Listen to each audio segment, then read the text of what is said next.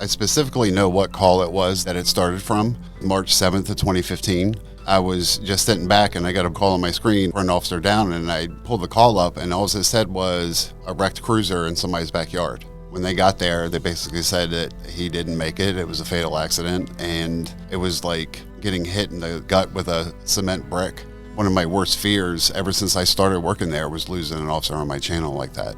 Looking back on it, nobody checked on me. Nobody called, nobody said, hey, do you need time? Do you need somebody to talk to? It was nothing. I was just expected to come right back into work less than 6 hours later and do my job. And I did. Other calls that happened after that I had normally handled before, they happened so fast after that first one. There was shootings and carjackings. There was an officer got shot on my channel. There was one got ran over. By that fifth one, I knew something was wrong. Today's episode of Minds on the Frontline invites you into a raw, human conversation about the unseen struggles of 911 dispatchers. We explore what occurs when those answering the calls bear their own heavy stories, and how healing unfolds when they are finally heard. Our guests, Jason and Kathy Lott, are the founders of the Thin Gold Line Foundation, a nonprofit dedicated to supporting the mental health and resilience of dispatchers. After Jason's medical retirement due to PTSD, the Lotts transformed their experiences into a mission, providing peer-driven support, care baskets, and conveying the message that no dispatcher should feel alone. During this episode, we explore the moment everything changed for Jason, what recovery involves, and how a simple act of support can make a difference. We also discuss what a healthy dispatch center might look like, and why connection and compassion are more important now than ever.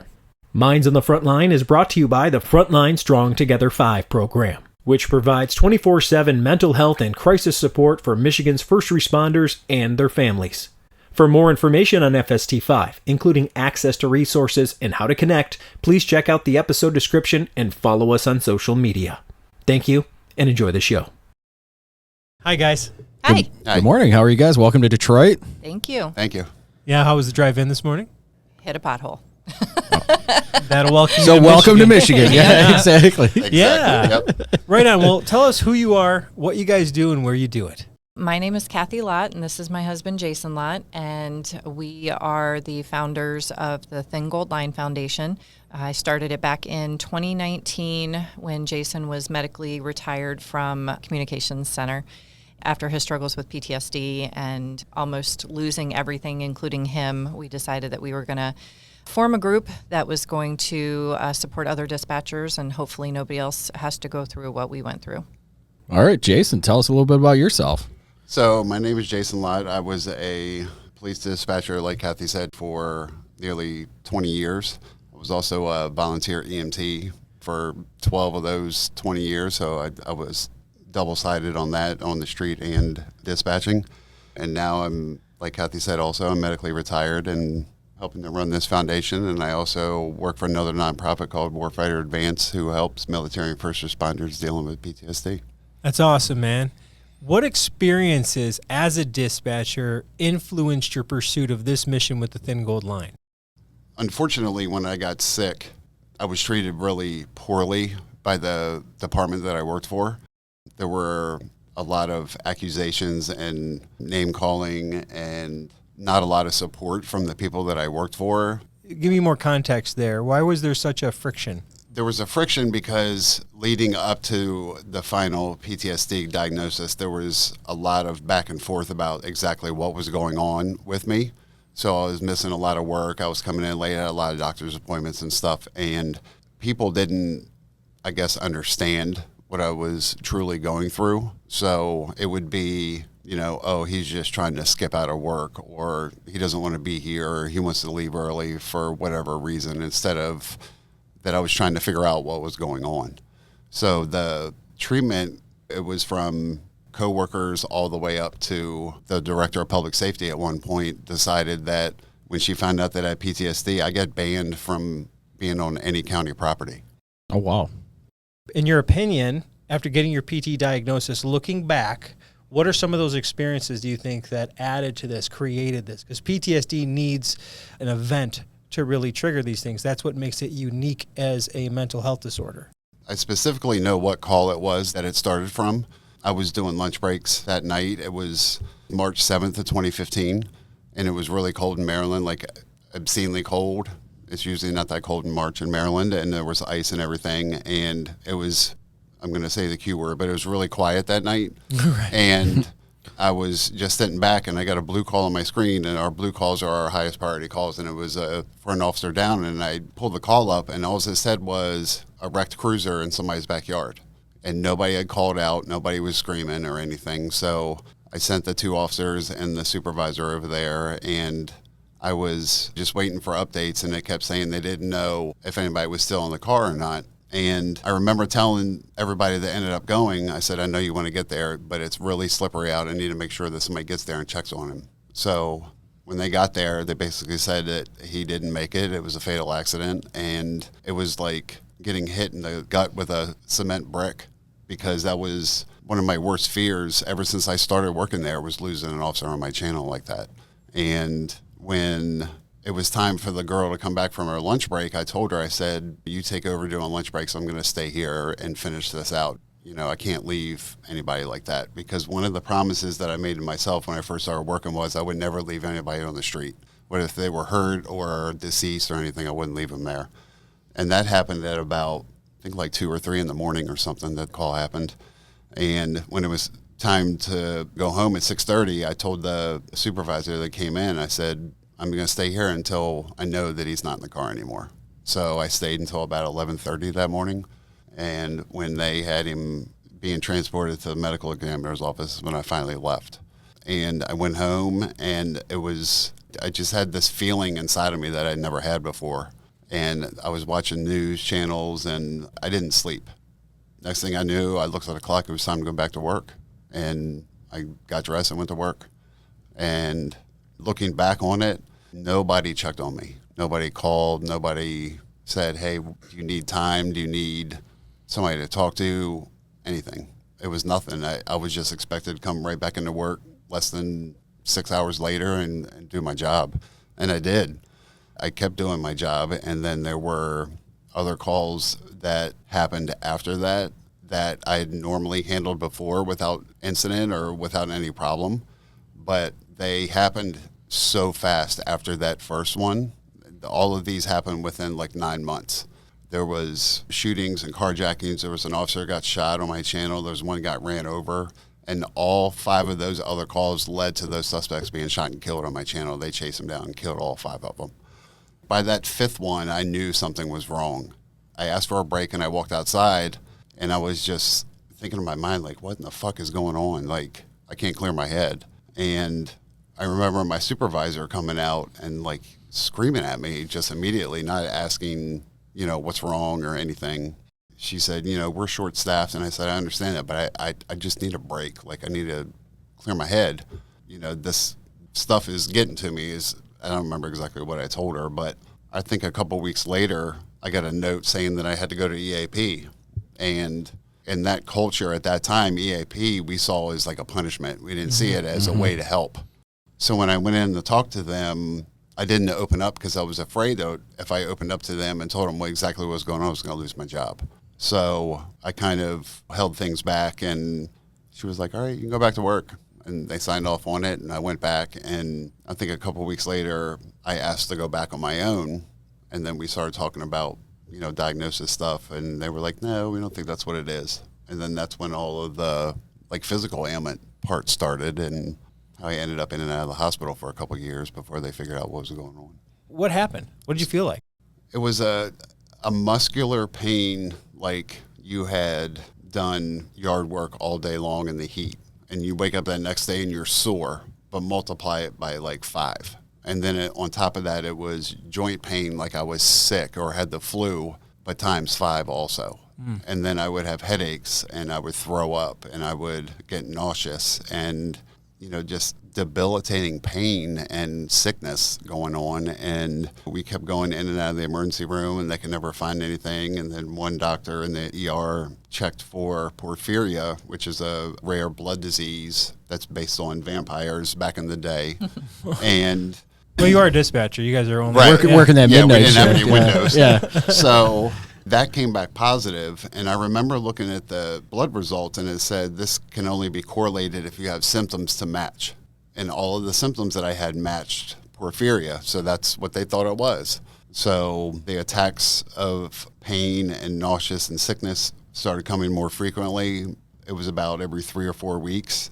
One of the keys that I remember specifically was a lot of his nausea and vomiting would come when he was trying to go to work. He would wake up and he would try, right? He'd get his pants on, he'd get in the car, and he would be on his way to work, and he would call me and say, I'm on the side of the road, I'm throwing up, I have pain everywhere. And there were a few times where those symptoms, like at their peak, were correlating with him attempting to go to work. And now that we look back, we're, okay, well, he was gearing himself up. He was psyching himself up to go to work. And it was leading to these symptoms. But we had no idea that there was a correlation. 2016, we were in the hospital, had seen every single specialty that you can possibly see.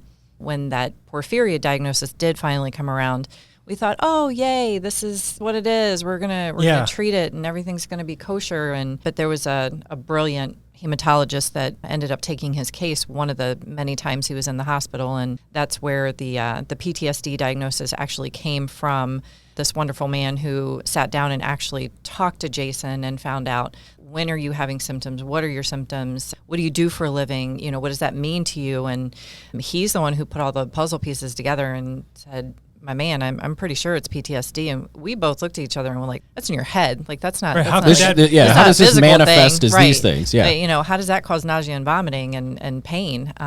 But he sent us in the right direction, and we ended up getting the valid diagnosis at that point from a psychologist up in Baltimore, and kind of went from there. So when you got that diagnosis, was it the same type of feeling of at least we know what it is? Or was it a new obstacle because it was so stigmatized? It was maybe? very foreign. It was very foreign. And with the type of work I do with physical therapy, I treated gunshot wound to his knee, and the dog bite to his hand, and his back pain, and I feel like we missed a couple stories here. Yeah. Okay. That's a whole nother podcast. All right. Yep. That's pre-PTSD. Okay. All right. The life before COVID, the life before PTSD. Right.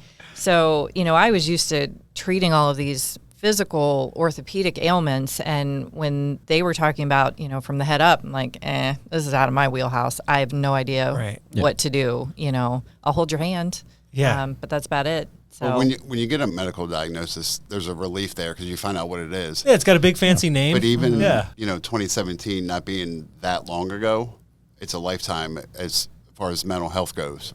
So as soon as I heard it, it was more of a fear than a relief, because I knew just from what I thought I knew, it had the potential to be really bad for me. When you say it's going to be really bad. So the first thing anybody thinks back then is, I'm going to be locked up. It's a fear because the way the world looks at it.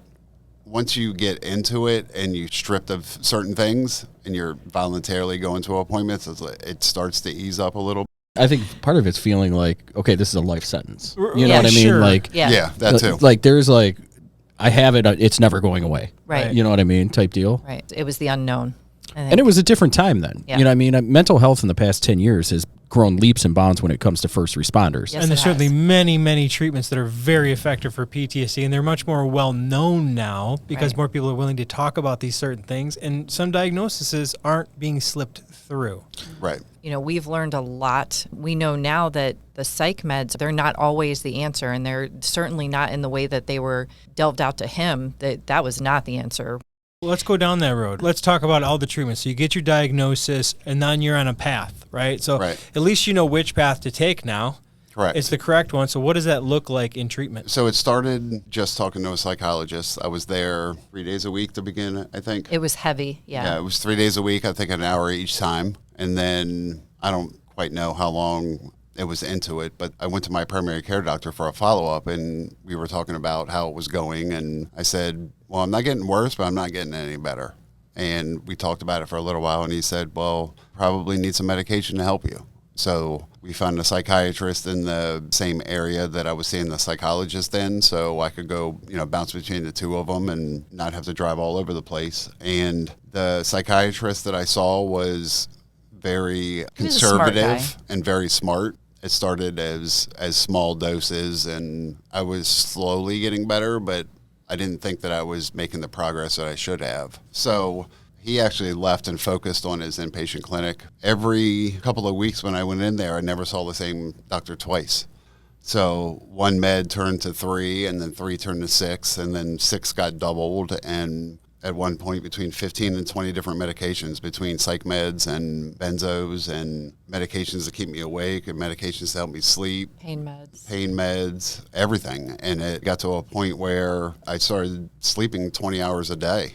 And one of the side effects of that was every time I would go to the doctor, my blood pressure would be high.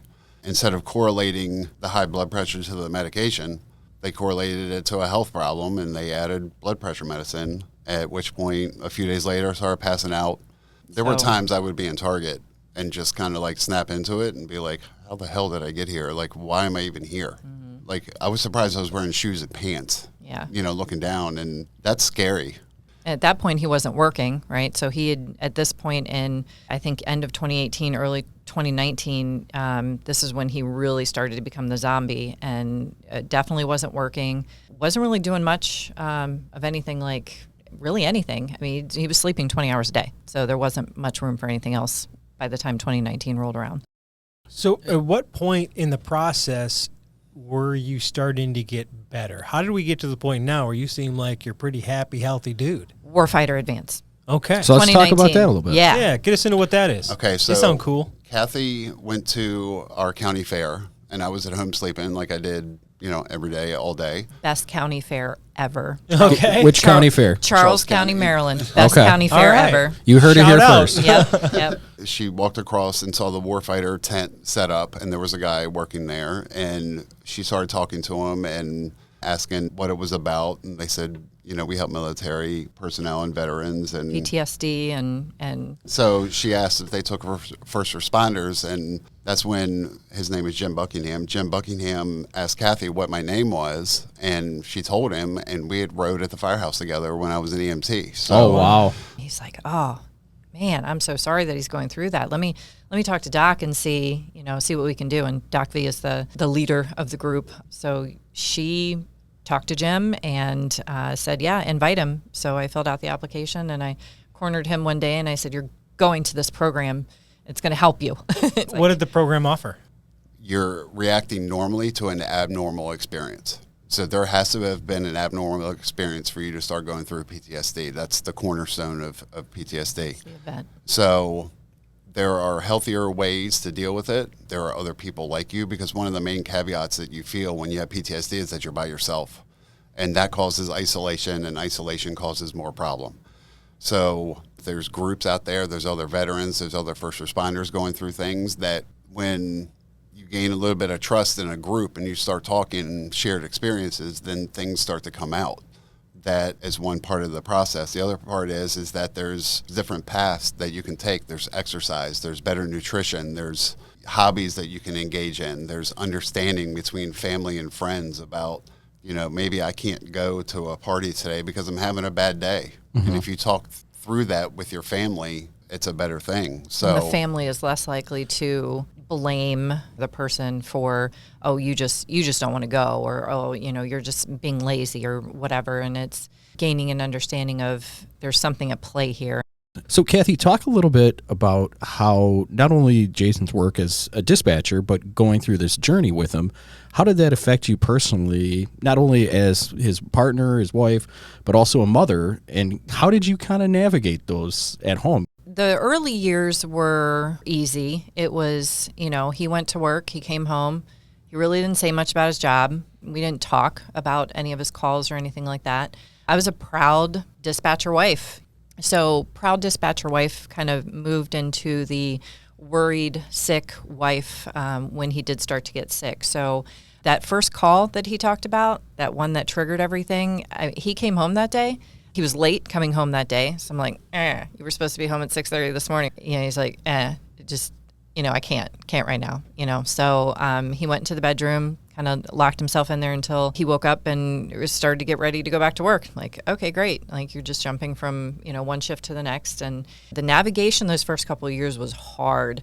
I felt like if I wasn't working, I was at a doctor's appointment or in a hospital. And that was our life. We were at one point going to food banks and the food handouts, and, we were selling things at home because, we were trying to make our mortgage payments. His friends would give him as much leave up to the point that he did lose his job. Like, police officers and everybody in the communications department were giving him leave all the time. And then finally that kind of ran dry. Having gone through it now, what advice could you give right now, having gone through all of that? The biggest thing when somebody's in public safety and the things that they see or they hear on a daily basis, they need to be honest with their family and their friends and talk to them. They don't need to give them gory details of things that they've seen or heard or any of that. But when you bury things as a first responder, those things are going to eventually come out, and like they came out in May. If I would have learned immediately to just talk to my wife and my friends and say, I had a bad day at work, I need A, B, or C, I need, fresh air, I need something. You need to develop a plan with them, because even now, being on the upside of things, I still have bad days. Driving down here, I was having a bad day even before I hit the pothole. But you have to learn to accept those days as they come and not try to fight them. The harder you fight them, the more you bury that stuff, and that's not a good thing. Because there's still some days that I look at Kathy and I say, I can't go to dinner with your family tonight because that's just too much for me. You have to build an understanding with your family and friends and invite them into that world a little bit so they know that the things that you're seeing and hearing or dispatching are not in the realm of normal activity for a human being, that stuff affects you, and that you have to develop a plan with your family. Yeah. Planning is probably a key, definitely talking. I don't know that I really ever asked him, how did your day go? I think I just kind of waited for him to just say, hey, this is happening, but it just never happened. Like, he wouldn't tell me how his day was going. I didn't ask. The talking through, again, not the gory details, but if he would have just said, I'm struggling, or, I don't know what to do, I don't know where to go. And looking back at kind of the habits that we form, he stopped drinking in 2011. Up to that point, there was a lot of drinking. And I'm sure the Friday nights or the nights that he was off work, some of that drinking was drowning some of what he was feeling. Finding healthier habits, I think, would be good for families. So, but also as first responders, we have a fear. We have a fear of career suicide. Mm-hmm. We also have a fear of losing somebody that we open up to. We have to get over that fear, because the options for help are much better than they were in 2017. There are protections for first responders, but also if you're that afraid to open up to somebody in your family or one of your friends that you're having a hard time or that you're struggling because you're afraid that person is going to leave, then that person may not even be right for you to begin with. Right. Because if they do leave, then they really never loved you or were beside you through what you were going through. I had PTSD years ago as well, and when you're in that fog of PTSD, you don't see how many people actually care about you. Right. All that matters is what's going on with you. You don't get to see that, right? Right. And I think as things become a lot clearer, you start getting help, you realize, like, I actually did have a lot of support, but I just didn't see it. Right. Because I was afraid, you're afraid people are going to treat you different. People are going to think you're crazy. People are going to, those types of things. And we're not telling you if you go down this path, you're going to feel better. We're giving you a multitude of paths that you have to decide to pick which one is best for you and which one is going to work better. Some people can do breathing and feel better. Some people have to do yoga to feel better. Some people have to eat healthier to feel better. Cut sugar. The treatment is as individualized as the person itself. Oh, absolutely. Right. Yeah. As having PTSD, we need to step back and look for the people that are caring and the people that are offering us different pathways to get out of that fog that you're talking about. Because if you're stuck in there fearful of losing your job or your family or somebody thinking something bad about you, then you're never going to get better. You're just going to continue, snowballing backwards. And that's the whole reason we formed the Thin Gold Line Foundation, is to make sure that other dispatchers don't mirror the same story that we're telling. And by telling the story, we hope that people will see that there's help out there and that there's other people that they can lean on. So let's shift gears directly into dispatch a little bit. Now, you've obviously shown, what we see a lot on this show from dispatchers is that they're the unsung first responder who gets the phone call for the worst day of this person's life. You get the introduction to a horror story, and then you move on. And you're on to the next one, right? You don't get to complete anything, so you don't get any closure on it. Correct. Yep. So we talk about that a lot. But in addition to that, from your perspective, what are some of the most misunderstood or overlooked mental health challenges faced by dispatchers? So through call taking and dispatching, there's a thing that it took me a while to figure it out why these things stuck with me so long. And it's because when we're on the phone with somebody or we're dispatching a call or, God forbid, both, we're dispatching both and taking 911 calls, you form, even though you're not physically there, you form a mental picture in your mind of what is going on over the phone or over the radio. And that mental picture you form in your mind is to help the person that you're calling and help the first responders that are going to the call for safety and for medical help and for everything else. So this image sears in your brain of what you create in your mind. That image, we all have these unique, extravagant imaginations. Oftentimes that picture of what's going on is probably way worse than what's actually there. And a lot of first responders, especially in rural areas and dispatchers, they do both. They're, a firefighter or they're a police officer or they're an EMT and they also dispatch. So when you're seeing both sides of it and then an EMT's on the phone dispatching and they hear something going on, they're like, if I was only there, I'd be able to help. That feeling of helplessness, but also that picture in your mind sticks with you. Because when that call came on my screen, I imagined the worst looking car and the worst looking scene I could fathom, because you have to go worst so then everybody knows, just like in the police department, everybody's armed unless proved otherwise. Mm-hmm. So you build the worst up so they know what they're prepared for. Because if it's less than that, it's okay. But if you're not building it up and it's worse than it is, then you're you're behind the 8 ball. Right. Now you're going to need resources. You're prepared for the worst, but hope for the best. Right. Exactly. Yeah. So finally did see pictures of that accident scene. It was nowhere near as bad, but the way that the injuries happened, it was a freak accident. The visual of the scene did not correspond to the outcome, which was still very bad. Right. As you're suffering in that view, you're painting the picture and you're suffering as you look at it. Right. Because that's all you can do is look at this thing that you're imagining and hyper-imagining right over itself. Correct. So many people across the world still think that we are secretaries and do admin work, and that's all we do, and that stuff doesn't bother us. And you just answer the phone. Right. Yep. We just answer the phone, or we just dispatch. We just read what somebody put in a call. But we're involved in those things through the mental imagery, but also the people on the street that we're dispatching to. You form a family bond with them. And a lot of my best friends still are police officers and firefighters and EMTs. And when you're dispatching calls to people that you know, even people that you don't know, that you feel that are family, you have that sense of responsibility to them. And if something happens, if they crash on the way there or, they get in a shootout or a foot chase, you're right there with them listening. That mental imagery is almost like having a video camera there. Mm-hmm. And that's one thing, I'm glad you brought that up, is, we've had dispatchers on here, and it's one thing that I know I've taken away, Jeff, I know you've taken away too, is I now call on those more priority runs, I'll call the dispatchers and say, this was the outcome. Because before doing this and before doing the podcast and talking to dispatchers, I never even thought about it. We all considered you guys first responders, but we never thought about giving you a call and saying, hey, this is how it ended up. It's something simple that can really make the difference to those dispatchers, right? It's just a quick phone call, hey, this is what happened. Even if it's negative, because there's still that closure. You're not left wondering. That's an amazing idea. Yeah. And it doesn't have to be all of the most traumatic calls. It could be just the good calls. Yes, absolutely. And I think that helps with you guys and your work environment and your mental health when you leave there.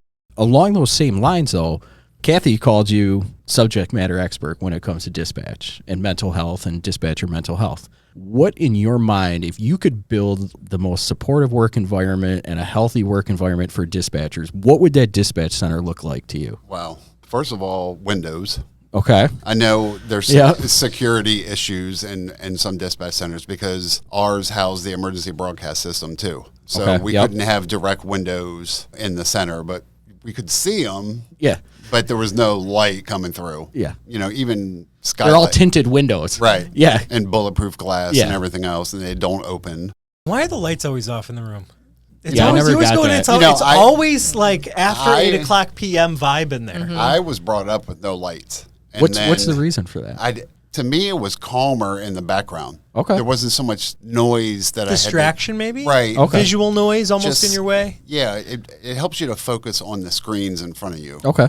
And there's so many lights. You have a bright computer screen, a bright light above your head. There's just too much going on. Okay. And then when we moved to our new building, there was a rule that came out that we had to keep the lights on all the time, no matter if it was 3 o'clock in the morning or not. That was very distracting. So windows, individualized lights, so a dispatcher can choose whether they want to be in the dark or not.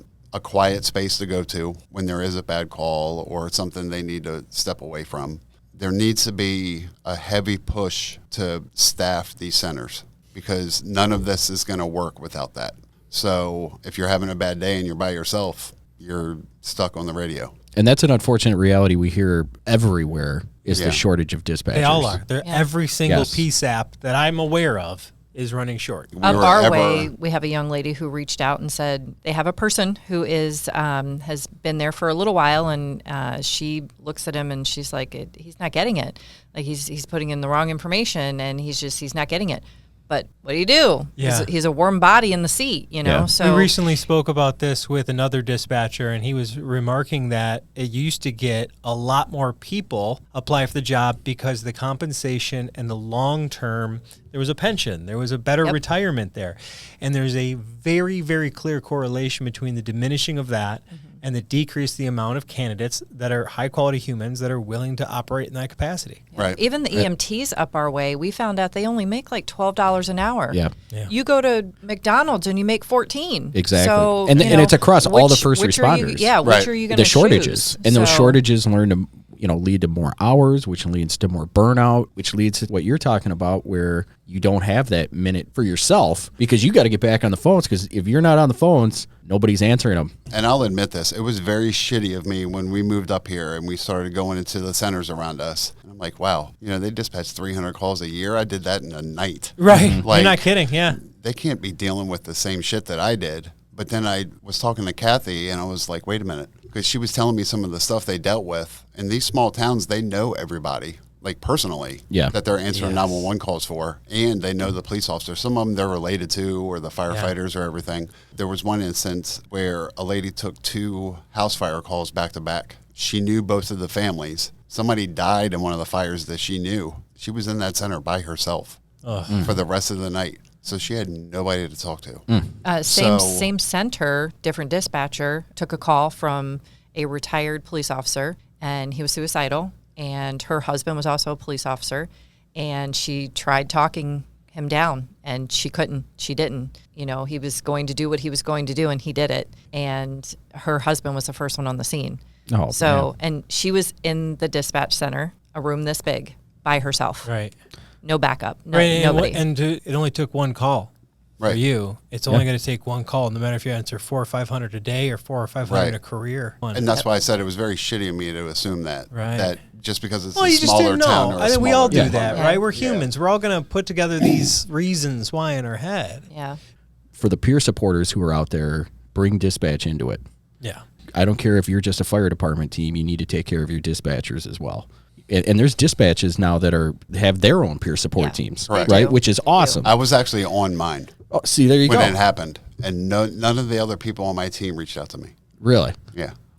It wasn't a very well put together peer support program. Well, you said It was in its infancy. Yeah. at Yeah. the beginning. But just don't forget the dispatchers Right. because, we'll go out and do diffusings, debriefings for the departments, but then they forget to go up and talk to dispatch, and that you got to loop them in on it. And I don't want to say it's easy to forget, but when you don't see them, Yeah. it's They're not on the certainly, scene. oh, darn it, we forgot to Yes. call 'em. And a lot of times it seems more like that. But I have noticed that our department, they have been much more inclusive into like a teamwork there.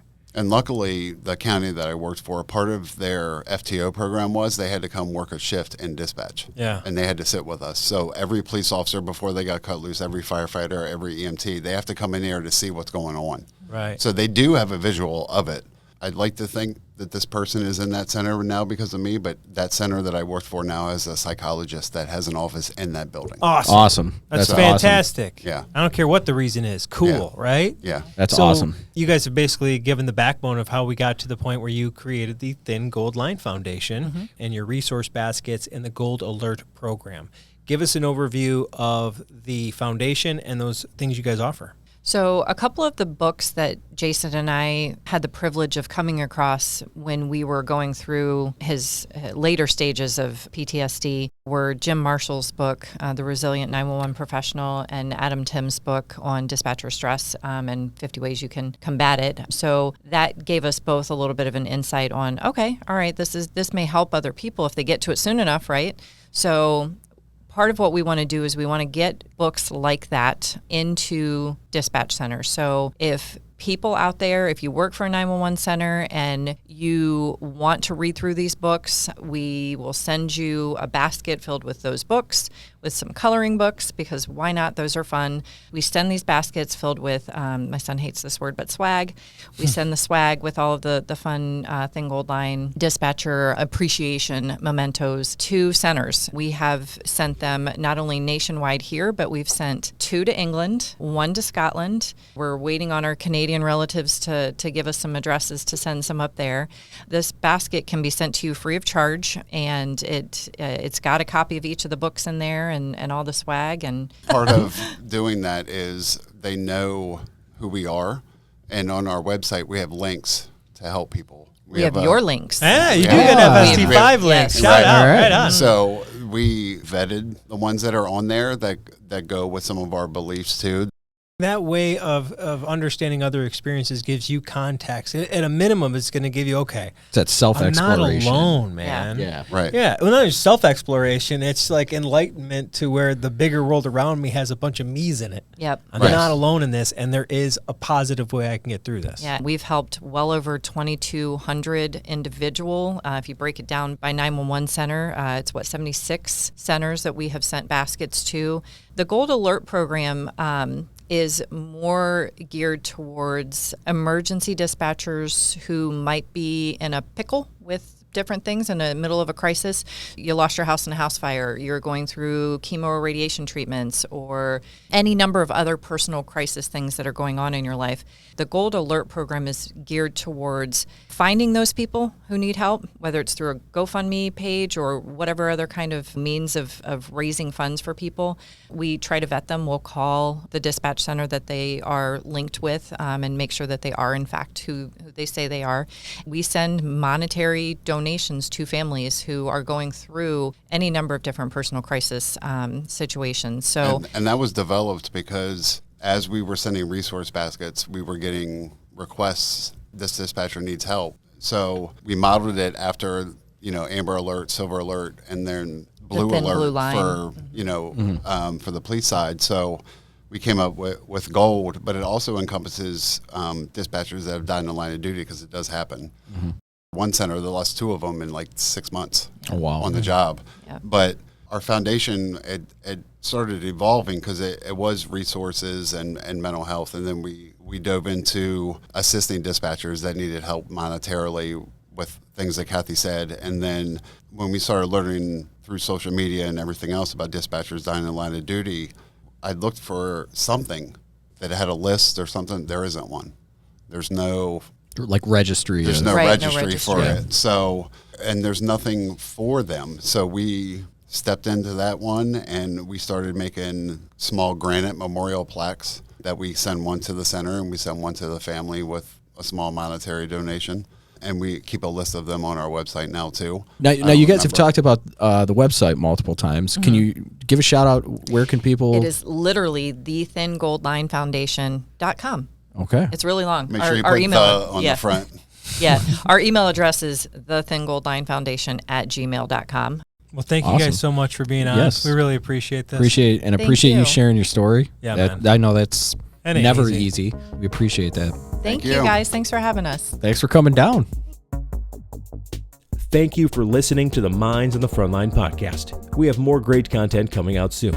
Please check us out on YouTube, Instagram, Facebook, X, and LinkedIn. And make sure to like and subscribe to all Minds on the Frontline podcast social media channels. Thank you, and have a great day.